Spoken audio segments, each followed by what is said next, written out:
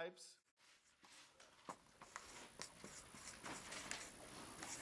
accounting ledgers.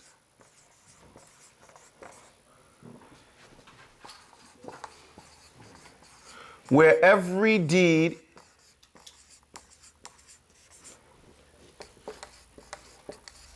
has got due measures.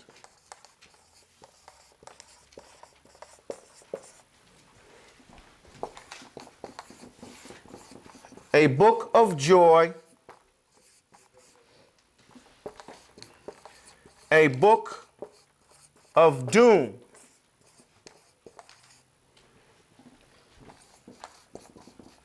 called Sijjin, and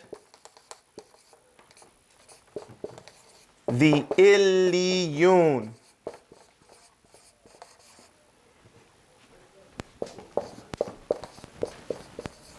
Placed 83.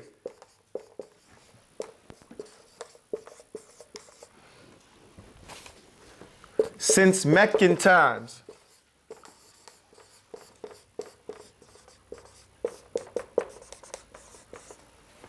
With 36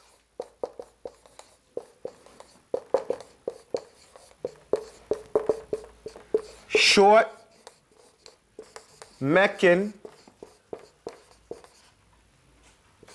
lines. Alhamdulillahi Rabbil Alameen. This surah is called Surat Al-Mutaffifeen, is what we're going to be going through today. It comes from the line where we come in here in 12 surah, there's ikhtilaf. We're still in that one chapter. So in 12 surah, there's ikhtilaf amongst the senior scholar staff. The first one is in Fatiha, Falaq, and Nas, and we did Al-Fatiha. And then we did Surat Al-Falaq. And then we did Surat Al-Nas. Then it says Mutaffifeen and then Ikhlas. So today we're doing Surah Mutaffifeen. And these surah, there's ikhtilaf. What's their ikhtilaf about? There's difference of opinion amongst the senior scholars whether these surah that we're coming over now, these first 12 surah, if they're Meccan or Medinan. Okay? That's what the ikhtilaf is all about. All right? Let's first go through the poem, and then we'll go there and from there. Mutaffifeen, a thieving bunch that give too little and ask too much. Inside describes accounting ledgers where every deed has got due measures. A book of joy, a book of doom called Sijjin and Al-Illiyun, placed 83 since Meccan times with 36 short Meccan lines. We go back to the introduction of the book where it starts off. Tafsir 101 is what we're going to do. We're going to break each surah down for every one of you. What's the rest of it? From whence it came. Where did it come from? It's, what's the next part? It's what? Its length and its name. Its placement. And just what it claims, right? Okay, so that's how it goes. Now, here we have, where did it come from? Where's its place? Where did it come from? It came from either Mecca or Medina, right? No. This surah is ikhtilaf. So we're going to tell you that the scholars say it comes from Mecca, and some scholars say it comes from Medina. Okay, that's the first thing we want to get over with. The reason for this ikhtilaf is that, you know, we remember when we gave you the introduction, and we went over and it said, when curses and or oaths begin and letters that hold secrets in, nations past and prostration, prophets gone and our creation. Remember that? Yes. Then it says, Kalla with this strong negation, these all came before migration. And if you memorize this, these are clues to tell you all the surahs that have, how do you say, that have signs within them that teach you when they came before migration. That means they came in Mecca. So it says, when curses and or oaths begin. This surah starts off with a curse. Waylun lil mutaffifeen. There's a curse, right? When curses and or oaths begin, that means it came in Mecca.